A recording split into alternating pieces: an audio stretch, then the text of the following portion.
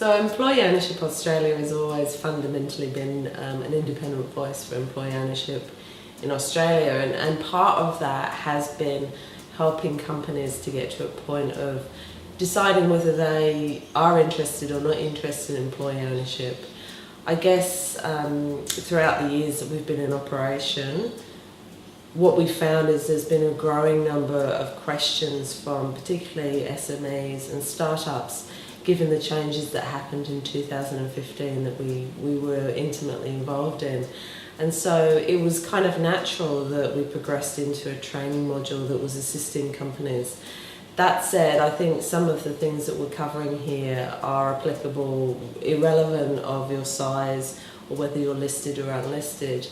They're going to help you to understand why you do things, and also some of the things that you have to take into account when you're making your key decisions.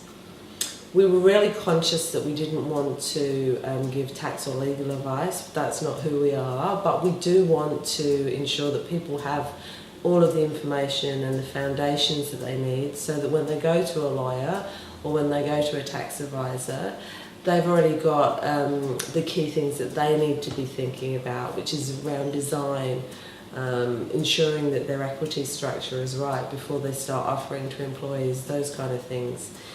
When I was practicing as a consultant, what I found was that one of the key things that companies didn't do was that they had a vague idea that they wanted to offer employee ownership, but they hadn't perhaps thought of why. They hadn't perhaps thought of what it really meant for them in terms of how much equity they wanted to offer. And so the course is intended to get them thinking about that before they engage with the right people.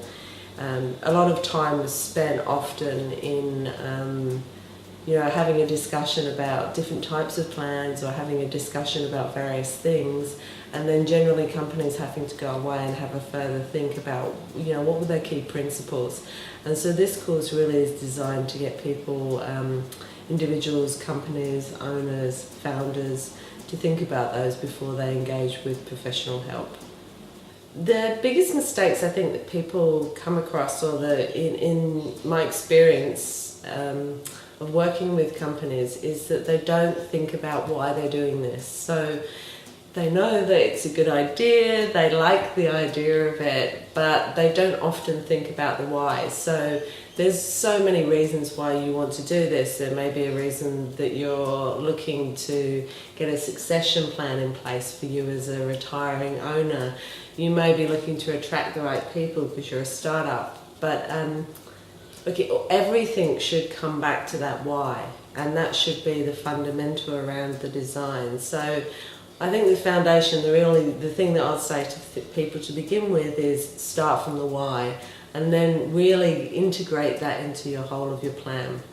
The second thing is that, particularly in the unlisted space, most companies have a small number of shares on offer, and it's almost impossible to offer an equity plan until you have the right number of issued shares. So most people start off by creating the right structures, making sure that people are employed by the right entities, and making sure there's enough equity on offer, so increasing the issued capital. So generally those are the starting foundations, to think about the why, to make sure you've got enough shares on issue, and then finally to work out how much equity you want to give in the long run. Is it all of the company, 50% of the company, much smaller percentage? Often companies start with testing the waters with a smaller percentage with the intent of growing over the years. So I think those are the key foundations and the key considerations that we usually start with that will be covered in topic 1.